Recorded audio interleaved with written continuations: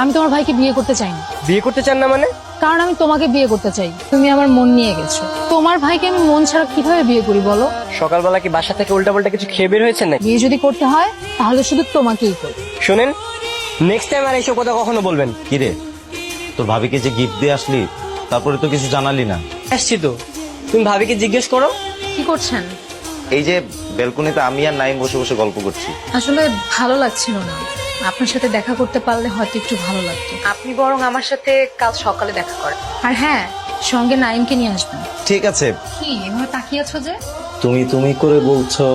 বিয়ের পর তো তুমি করে বলতেই হবে, তো এখন বললে সমস্যা কি? কি দেবর সাহেব, ঠিক বলছি না? কি দেবর সাহেবের কাছে মন খারাপ নাকি? কোনো কথা বলছে না, চুপ। আরে নাইম তো আসতেই চাইনি, আমি ওকে জোর করে নিয়ে আসলাম।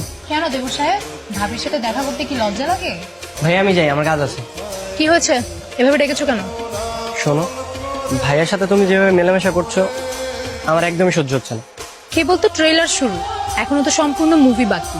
ট্রেলার দেখে এত হিংসায় জ্বলে পুড়ে যাচ্ছ, পুরো মুভি দেখলে কি হবে? তখন তো কয়লার মতো জ্বলে পুড়ে ছাই হয়ে যাবে।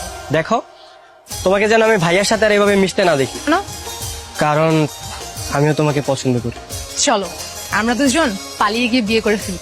তাদেরকে মুখ দেখাবো কি করে? তাহলে উপায়? একটা উপায় আছে।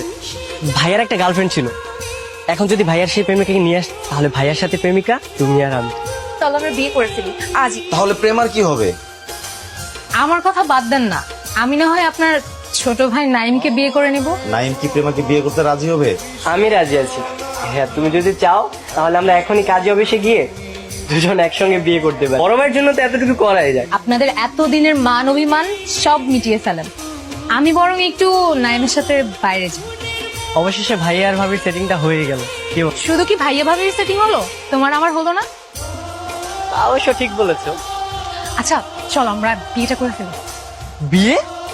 এই বিয়েটা আমি করতে পারবো না। ঠিক আছে তাহলে আমি চললাম। এই এই দাঁড়াও, কেমন মেয়ে তুমি? ফানও বোঝো না, আমি তো ফান করতেছিলাম।